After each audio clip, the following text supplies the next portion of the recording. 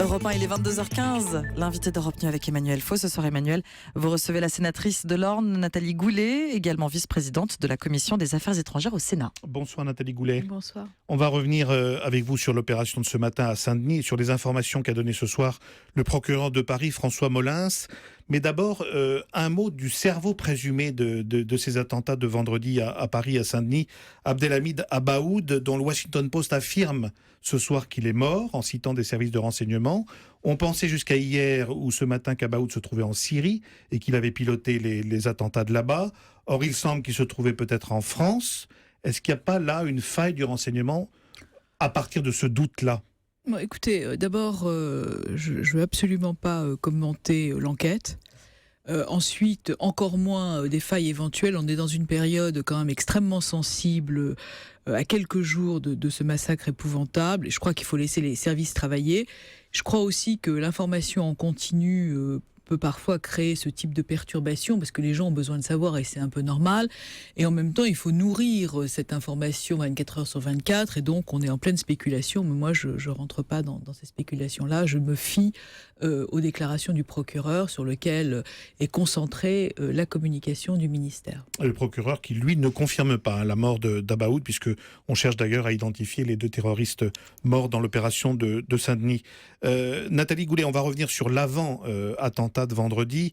Il semble que les services s'attendaient à une action terroriste de grande ampleur sur le sol français, qu'ils avaient un faisceau d'informations convergentes, mais impossible de dire quand et où les tireurs allaient frapper, évidemment. À votre avis, est-ce qu'il y a un moyen d'améliorer le renseignement en croisant des infos et des indices entre les services et peut-être en anticipant davantage ? Alors, la commission d'enquête que j'avais demandée, je l'ai demandée 6 mois avant Charlie. Je l'ai demandé après la lecture du livre de David Thompson sur les djihadistes français. Je pensais que, plus exactement, je me demandais si notre système était suffisamment armé pour lutter contre ce nouveau fléau, parce qu'il faut bien appeler les choses par leur nom. C'est un cancer qui se métastase, et c'est quand même une nouveauté. Tous ces gens qui vont combattre en Syrie ou qui se convertissent, parce que parmi les 7000 personnes signalées, il y a 25 ou 30% de convertis. Donc, si vous voulez, c'est quand même un phénomène un peu nouveau. Et donc, la commission d'enquête a commencé à travailler bien avant Charlie, et puis ensuite, après Charlie, bien sûr. Alors, vous me demandez si on peut améliorer des choses. On avait fait un certain nombre de préconisations. Vous savez que les rapports d'enquête ont ce privilège de rester dans les tiroirs. Ceci étant, il y a beaucoup de choses qui ont été faites indépendamment du rapport de la commission d'enquête. D'abord, il y a un numéro vert qui a été mis en place pour les signalements. Ensuite, on a voté plusieurs dispositions, dont une nouvelle loi sur le renseignement, sur laquelle on a un avis partagé, on n'est pas tous d'accord avec les moyens.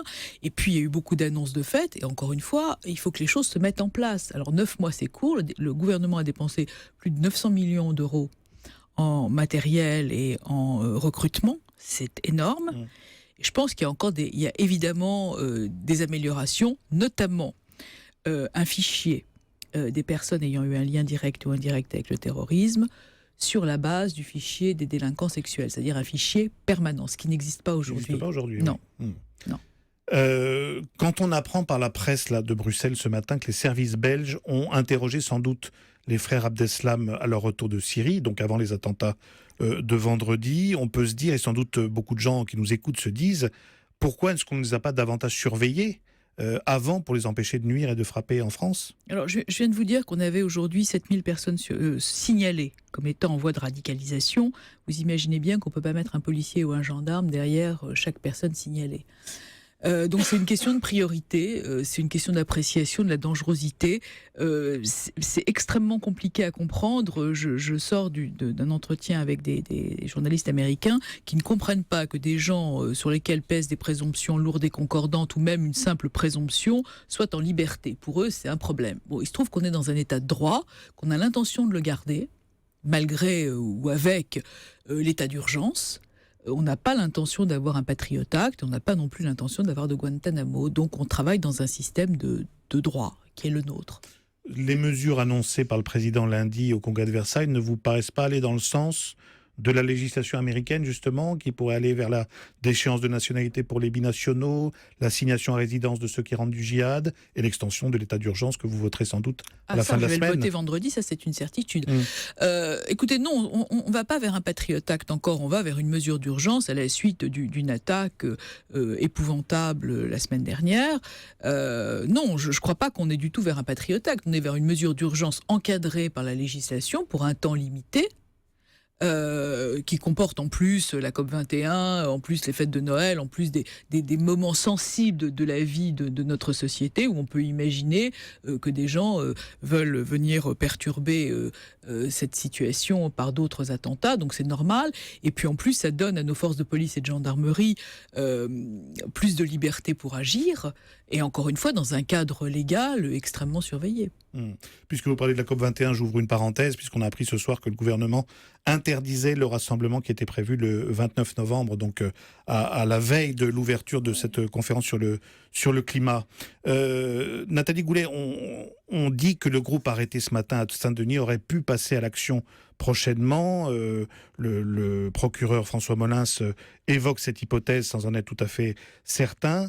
Est-ce qu'on risque pas d'avoir à multiplier les actions comme celle de Saint-Denis de ce matin si on veut éviter de nouveaux passages justement à l'acte ? Je pense que justement, l'état d'urgence va permettre à nos services de travailler. Mais ce qu'il faut quand même constater, c'est que ce groupe était extrêmement préparé, armé, extrêmement armé, prêt à l'attaque. Et qu'encore une fois, il y a une espèce de professionnalisation de ces terroristes par rapport à Kouachi et Koulibaly, et qu'on n'est pas et qu'il faut faire face à cette menace avec les moyens appropriés. Je crois que là, on donne des moyens appropriés, encore une fois, dans un cadre légal qui me semble absolument légitime compte tenu des circonstances. Alors, vous avez présidé la commission d'enquête, on le disait, sur les réseaux djihadistes. Est-ce que vous pensez qu'aujourd'hui, on a une bonne connaissance de l'état des réseaux actifs en France et des cellules éventuellement qui sont prêtes à entrer en action dans un avenir proche ? Écoutez, je crois qu'on a eu probablement un peu de retard sur la prise de conscience de l'importance du sujet, parce que c'est difficile avec nos principes de laïcité, avec l'organisation aussi de l'islam de France. On a des réseaux salafistes, on les connaît, les services de police les connaissent, ils sont surveillés.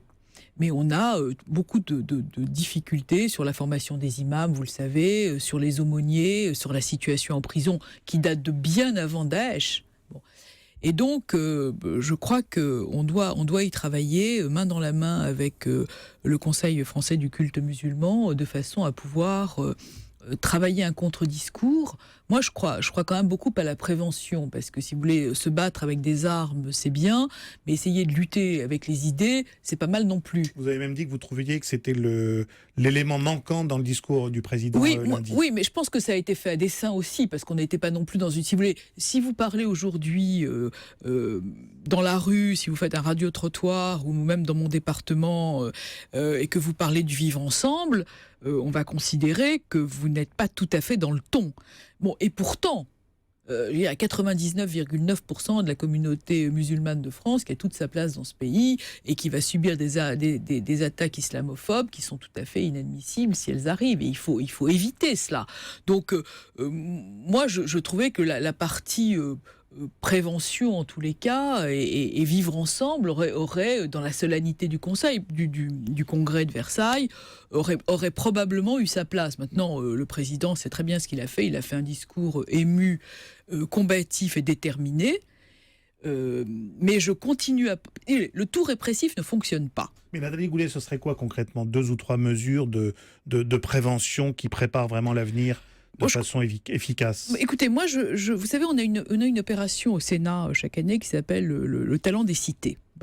Et généralement, on voit éclore des vrais talents dans les cités de gens d'origine multiple. Je pense que tous ces bons exemples, enfin tous ces exemples qui ont du succès dans les affaires ou peu importe, doivent réinvestir les zones un peu difficiles. Quelqu'un comme Mourad Benchelali, qui a été ce Français à Guantanamo et qui fait de la prévention maintenant, je crois qu'il faut mettre tous ces gens en réseau, il faut les encadrer. Et il faut qu'ils puissent porter une parole positive, parce que si vous voulez, quand j'étais aux États-Unis sur la mission, on était au FBI, ils nous ont expliqué qu'il y a différents stades pour la radicalisation et que vous avez des gens qui ne passent jamais à l'acte. C'est un peu comme un suicide, si vous voulez. Vous ne savez pas pourquoi quelqu'un qui va recevoir un coup de fil, alors qu'il a la corde et qu'il est va arrêter son action. Et bien là, c'est à peu près pareil. Vous avez différents stades. Vous avez des gens qui ne passent jamais à l'acte. Et vous avez des gens qui passent à l'acte. Et donc, il faut probablement peu de choses à un moment donné. Et donc, il faut qu'on puisse travailler là-dessus. Moi, j'y crois vraiment beaucoup. Un dernier mot, vous êtes sénatrice. On a vu lundi à Versailles, au Congrès, des parlementaires très rassemblés, un esprit un peu de concorde nationale. On a vu mardi à l'Assemblée la politique qui reprenait le dessus avec une séance des questions gouvernement très, très agitée. Et puis aujourd'hui, de nouveau, le retour d'une certaine unanimité, notamment dans l'hommage aux forces de l'ordre. Quel est le climat qui vous paraît le plus approprié dans la période actuelle ? Écoutez, moi je crois qu'il faut vraiment de la dignité.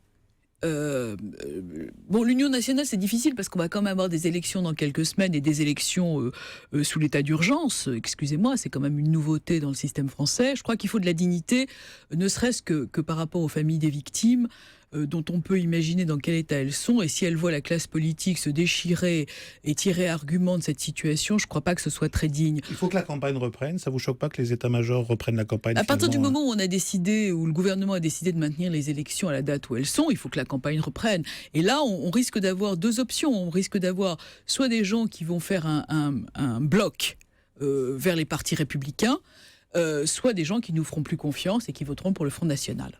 Merci beaucoup, Nathalie Goulet, d'être venue dans Europe Soir.